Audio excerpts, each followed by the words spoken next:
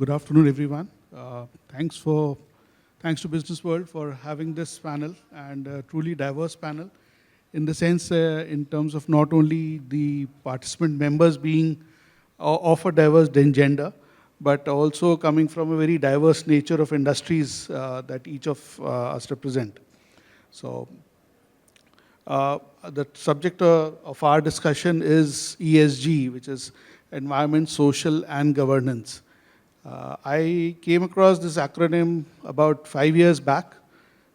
Started possibly, okay, 3 simple words. We have been doing a lot of it, and didn't seem something very exciting. Looked possibly just another acronym coming into the business world as we are pretty used to. But I think as most of us have learned over the period that we have been involved in the subject, it can be a much, much more diverse than 3 simple words, independent words. And I think that's what we would like. We hope to share the experience of this panel with all of you. So I'll request our panel members, and in no specific sequence, just maybe by the order of sitting. Labony, if I can ask you, how is Hero Motors approaching the subject of ESG and coming from a manufacturing background? So you mentioned that we are a manufacturing organization, and that makes it so much more important for us to look at ESG as a whole, because manufacturing has people who are coming in from different strata of the society, different educational levels as well, who are not really aware of what this term even stands for.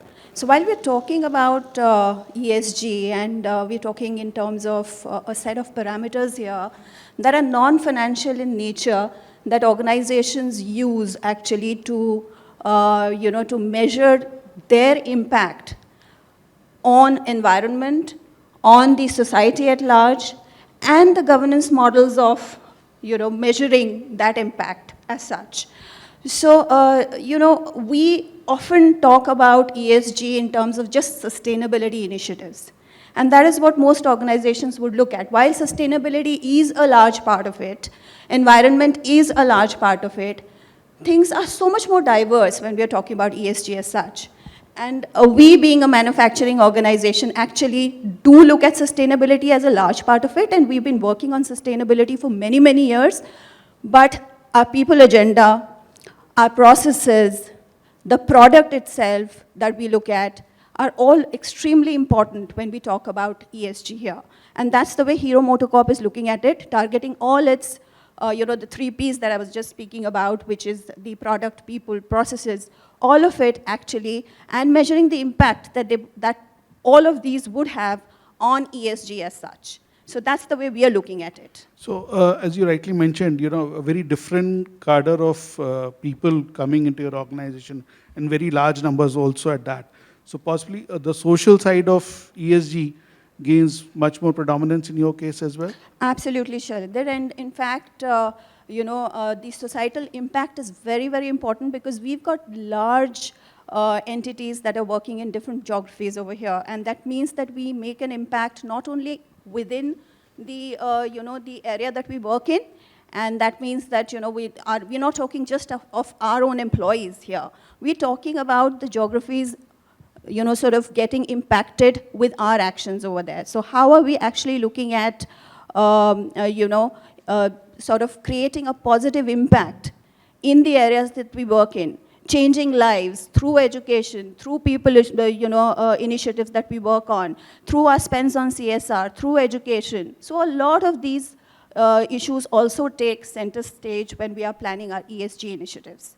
And that's the way Hero MotoCorp addresses it. Sure. So moving on to Arun. Arun, you are part of the leading healthcare services organization present at a global level, and again, a very dynamic growth in India as well. I was happy to kind of be part of the initial journey of your organization in India. How, in your very different kind of business environment, how is your organization looking at ESG?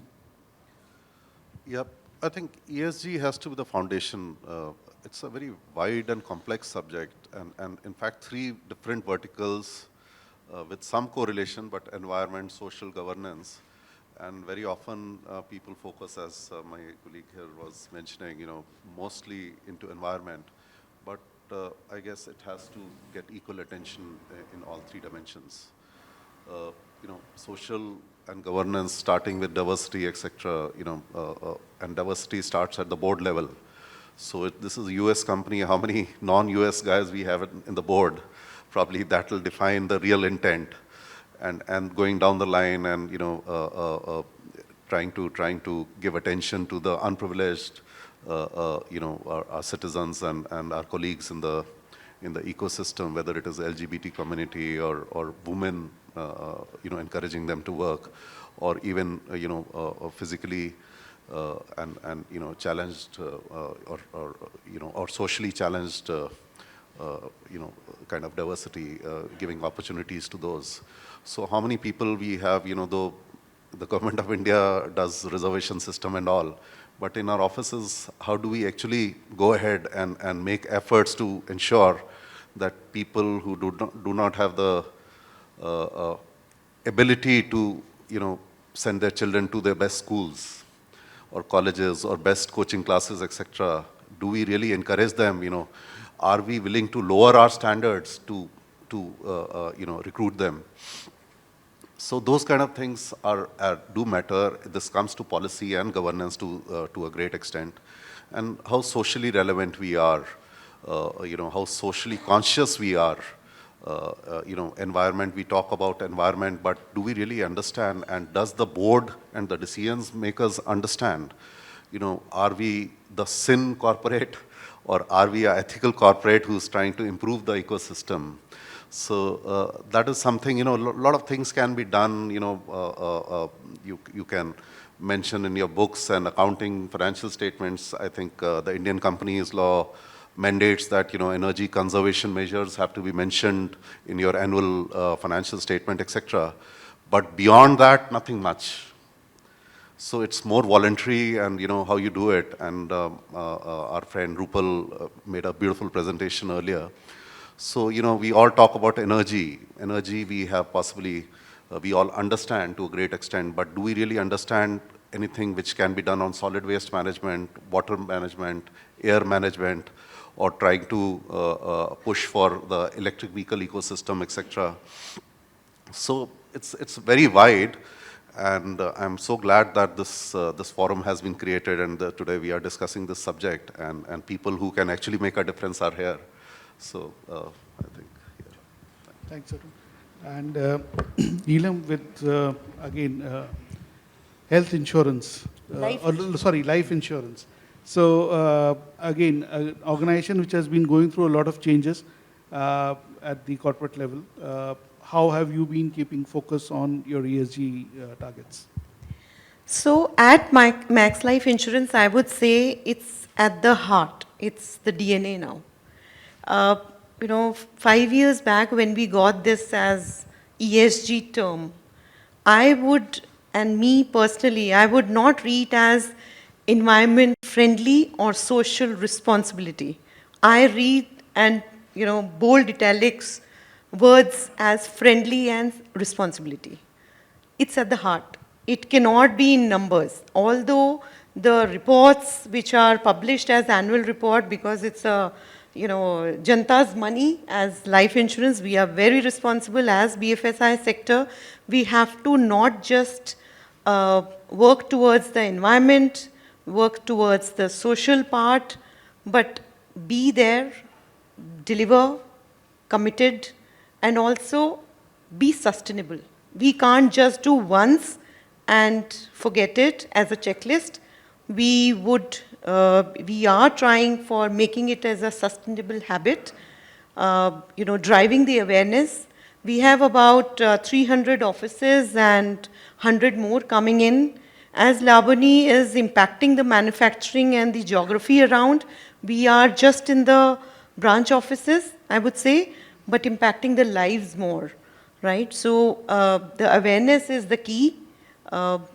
We are here, the learned people in the room.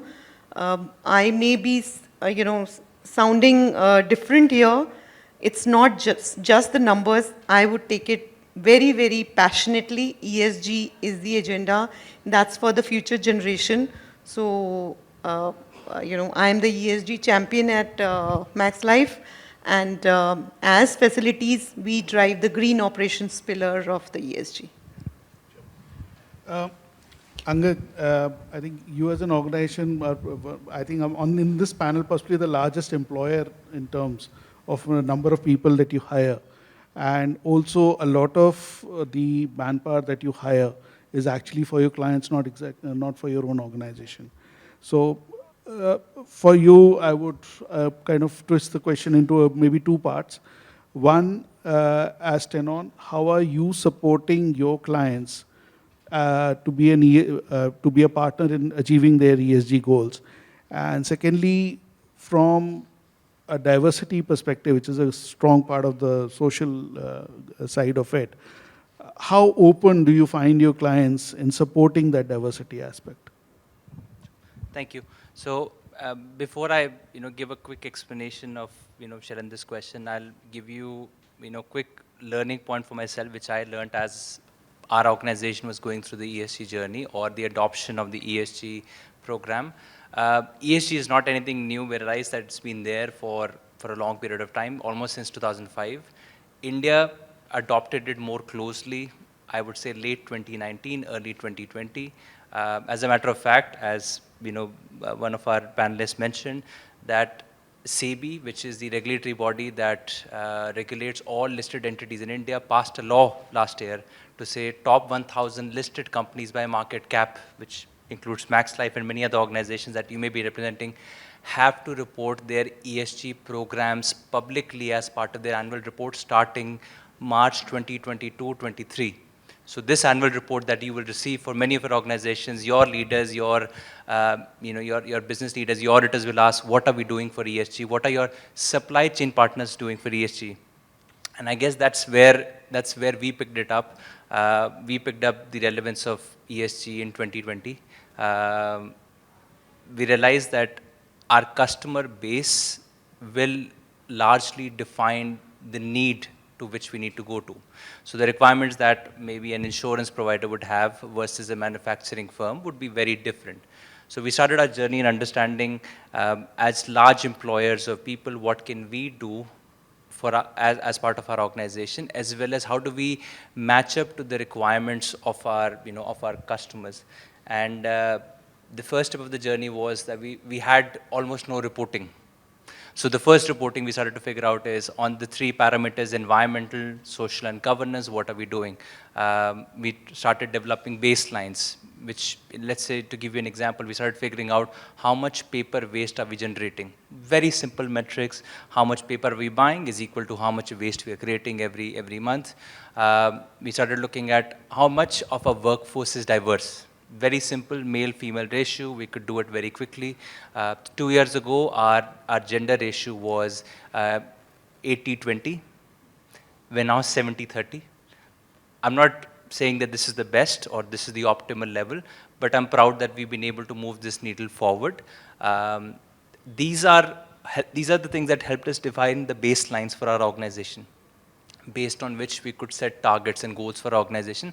And as we sat across, as an example, and if Neelam ma'am, if you'll allow, Max Life, we work with Max Life. They had a need.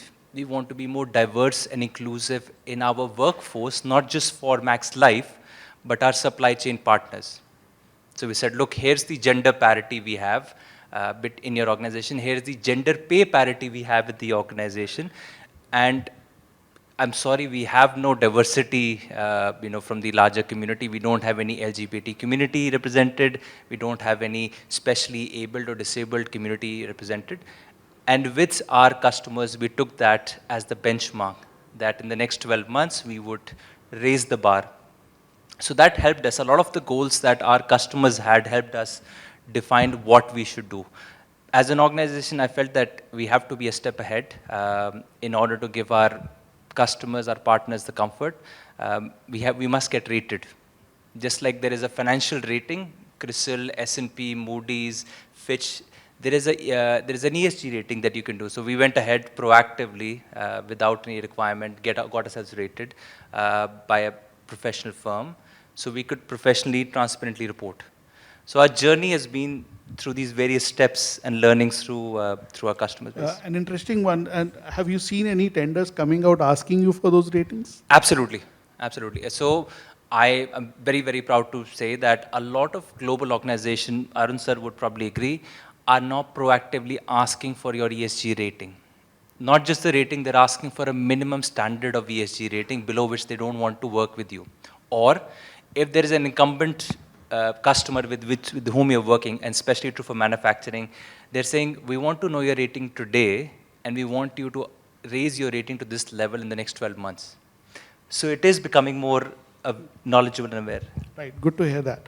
I think as the nature of the organizations and especially the FM profession is, anything new which no one knows about comes back to the FMs to do. But those who have been on their ESG journey would realize and understand that it's not something that an FM team can handle alone. So how are you driving cohesiveness and coordinated approach within your organizations across different functions with each of your organizations? I think good to know that. So Shailendra, to answer that, actually, ESG journey can never be taken up by a corporate on its own. We are impacting a lot of the other stratas of the society as well, and therefore it is imperative that we work with all our stakeholders, which means that it has to be, of course, the employees, the organization as such, but also, our stakeholders like, for instance, our suppliers. We work with our dealers. We incentivize them to think the way we are thinking. I think sorry to interject, but I think what I'm driving for is more of internal coordination between the different departments, because that's the tough one to drive in general. Yes, definitely, and that is something that really, ESG as such and the people agenda as such that we want to drive actually comes in through collaboration in all the areas that we work with. So for instance, facility is something that touches every employee, every function, and therefore that is where the role of facilities comes in, and we work in collaboration to ensure that all of this is actually working towards the main goal of impacting our total, impact that we want to bring in terms of the gains that we want to achieve out of the ESG agenda that the organization is as such pursuing. So which means that we work with HR, we work with finance, because obviously, it cannot be done without funds. So, many of these aspects actually are driven by us, but in consonance and approvals and consultations with the various other functions that we work with as well. So without that, I don't think it is something that we will work for the organization. So, Labony, pardon me, and maybe you can pass on the mic to Arun. I'll just pick on your words, don't mind that. But, it came out in your words, we work with so-and-so, we work with so-and-so. So is it, again, something being driven by the FM in the organization and everyone has to be pulled into it?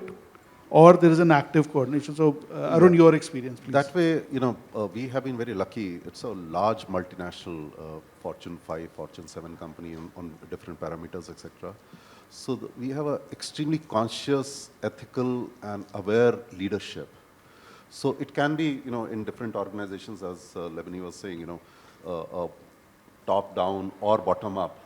And then you have to gather, people around you and ensure that you are able to negotiate with them and they all stand with you. But fortunately for us in our organization, it was simple because it was top-down. Of course, we participated and could better it. I'll give you an example. Like in the environment, we have taken upon ourselves that 2035 is net zero globally.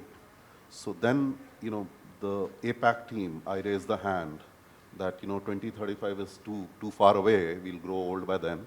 So 2030 for APAC. And internally, I have given a target of 2027 to my teams.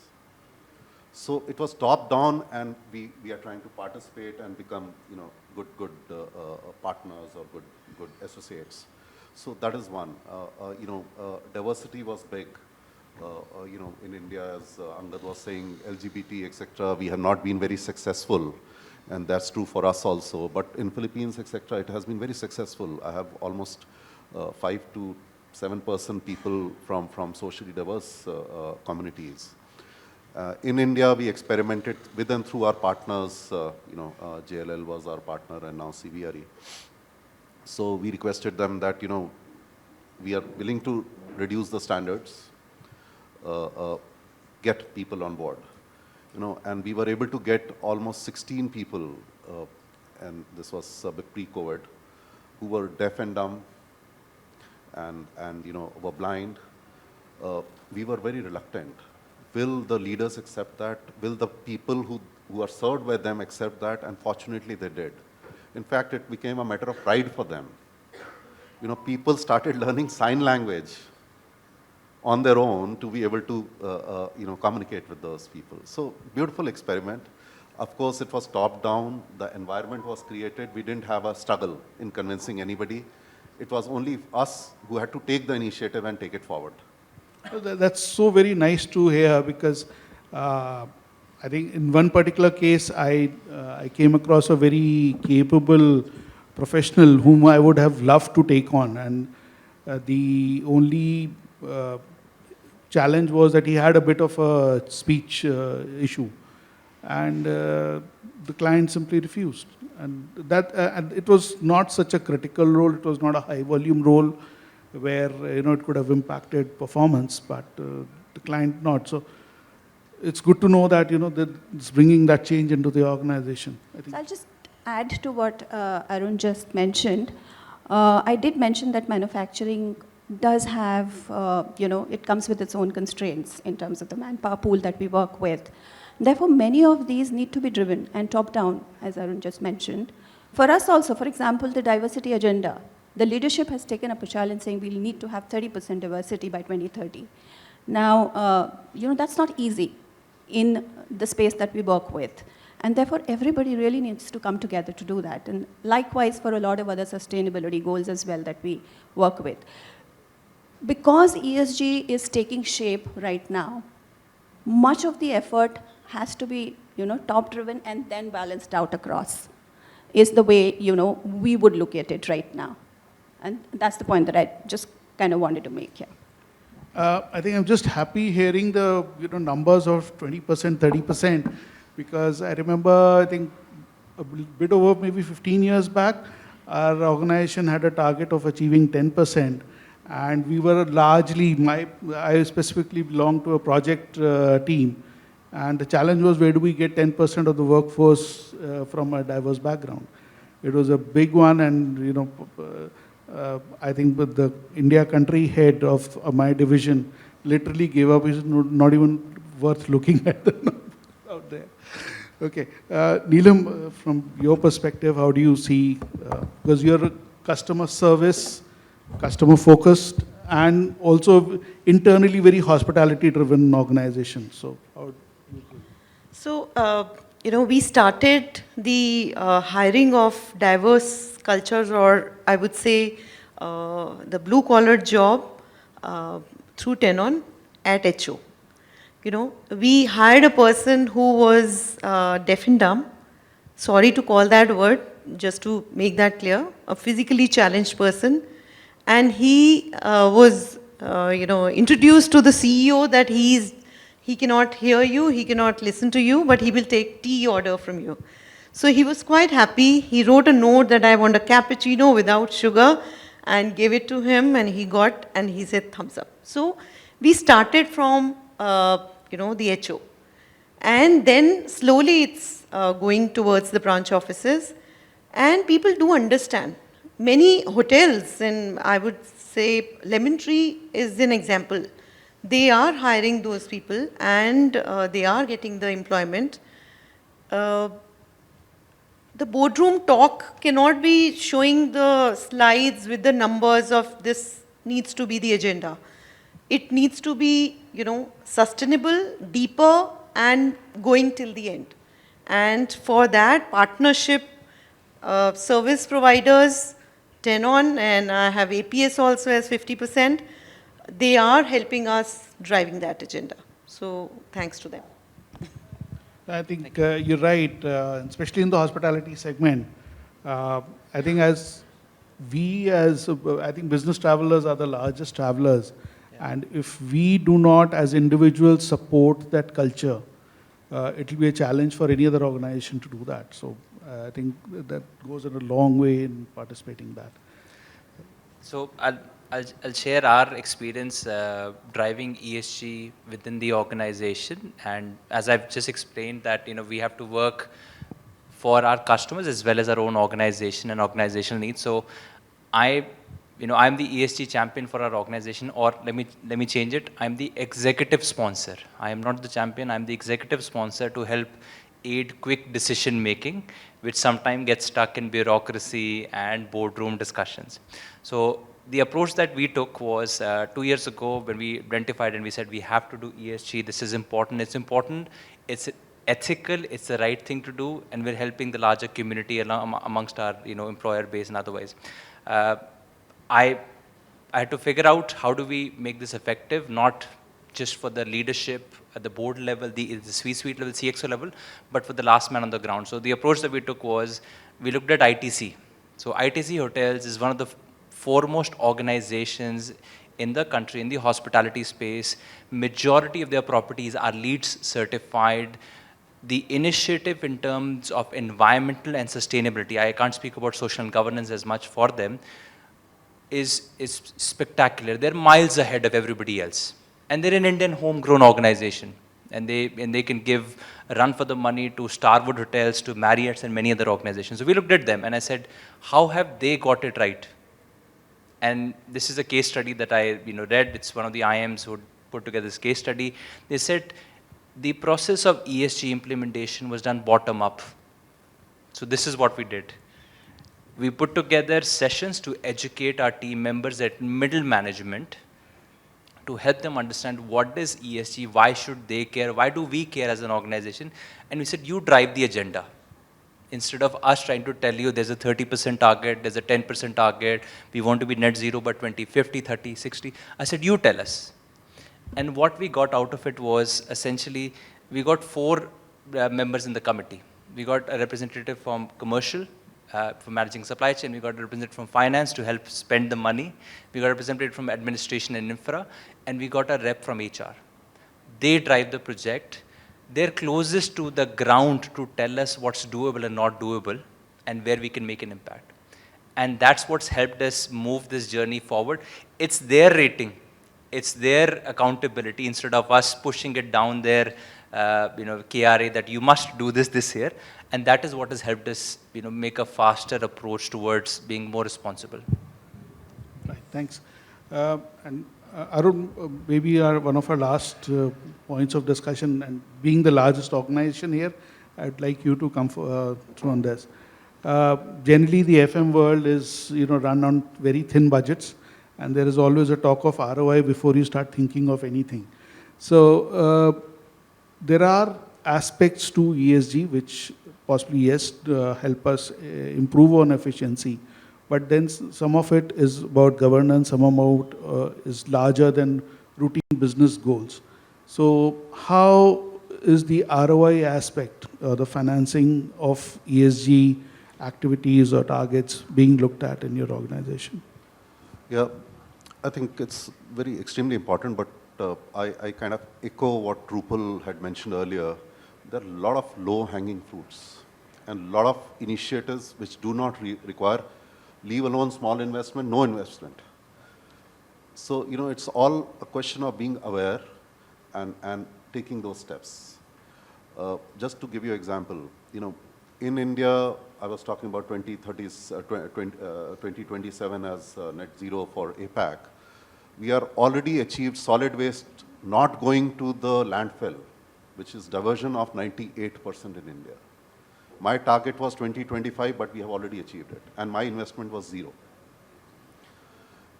And because fortunately we are in tenanted buildings, So I have started this system of having a quarterly meeting with each of my major landlords. So 16 landlords I meet in India.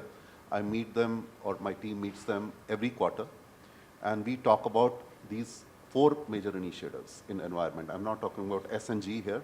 I'm just talking about environment, which normally is associated, probably your question was loaded towards that, why, how much investments and who approves them, and, what are the rationales, etc. So four tracks. One is energy, energy reduction and energy sourcing, renewables. So happy to report that 5 out of those 16 already have rooftop solar systems. My investment was 0. All done through the landlord. Landlord saves money. In fact, indirectly, we also save money because the cost of generation is, let's say, 4 rupees or 4 rupees 50 paisa, whereas the grid supplies us at 8 rupees. In fact, a few landlords were so smart, they got a company to invest and sell them electricity at, let's say, 4 rupees 50 paisa or 5, and they sell it to us at 7 rupees. So it becomes a business venture for them. So I don't lose money, and still there's a tick in the box. That's energy. Solid waste I've already spoken about. Third is, promoting the ecosystem for electric vehicles. I know the adoption is relatively low, and thanks to the government in NCR, it's receiving some push. So this year we have adopted a target of 5% parking lots to have charging facility. Slow charger costs 5,000 rupees. Each charger, just 5,000 rupees. So if I have, let's say, 3,000 car parks, I'm talking about 150 car parks to have electric vehicle facility. And in most of the cases, I have asked the landlord to make the investment. So I have made 0 investment there. Still, we'll have 5%. So as soon as the employees are ready to buy electric vehicles, the infrastructure is there. I'll provide them free fuel, free electricity. Please buy electric vehicles and come and charge. Of course, if it becomes a large expense, then we'll talk about it. We'll come out with some formula. Water we have told people that, not more than 50% new or fresh water. So recycle water, reuse water in whatever way you can. But today, if earlier you were getting 100 liters from outside, reduce your outside requirement to 50. Of course, your internal requirement doesn't change. So you have no choice but to recycle the 50. So those simple steps, and they are virtually costing me 0. Now we were very keen that rooftop solar gives only 4%, 3%, 5% of my total energy consumption. What about my 95%? How will I achieve net zero?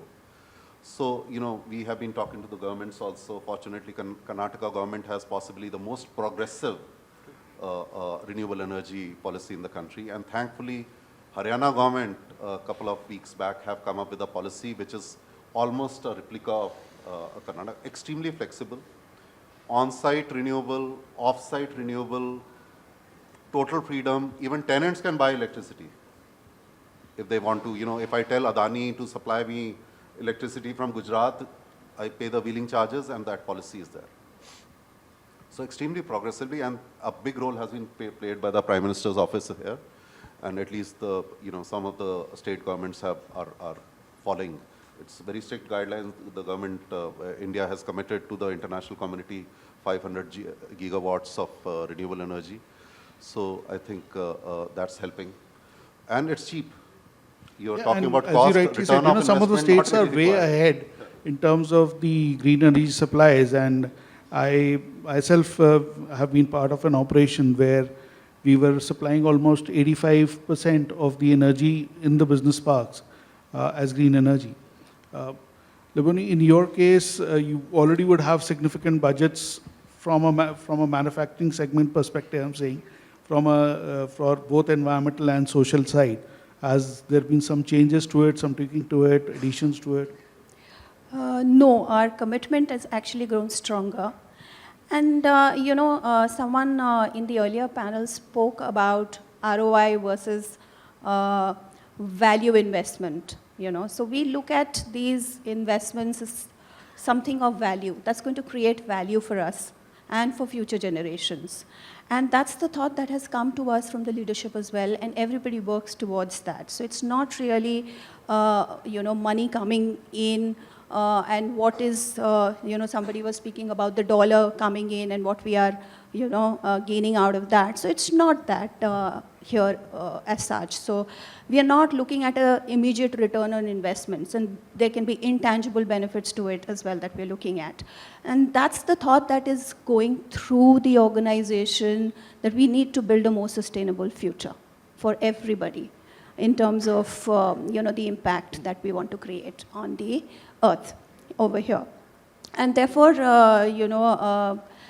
that's the thought that we work with, and we are trying to ensure that the communities we impact with also start thinking very, very positively towards that. So yeah, that's the way we're thinking as such. Yeah, please. As ESG, everyone sitting here would take as a corporate agenda, an office agenda, something to showcase to the boss, to leadership, but at our home, what are we doing?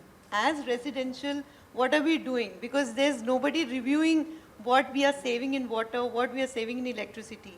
Let's take a pledge of saving for the earth, saving for the new generations to come. That's the request. Yeah, I think a good point. Good point. Angad, anything for you to add? I'll just make a very quick example of this. I think Arun sir did a fantastic job of making it simpler and accessible for our audience today. But I want to tell you that please do not approach ESG as an investment or a long-term investment or a cost. There is an ROI in everything, including the social piece. If you have lower attrition, your cost of hiring goes down. If you have a more diverse workforce, it helps you. If I invest in getting a rating for myself and it helps me get credit, which is bank lending at lower rate, it helps. All of this is connected. So this is how we have approached. So far, we have a positive 10% return on our internal ESG investment in the last 12 months. And this is through, lower cost of lending and other such things. So it's absolutely doable. Don't approach it. Obviously, if you're doing a massive project, the ROI is slightly longer. But don't make that investment if your board's not ready.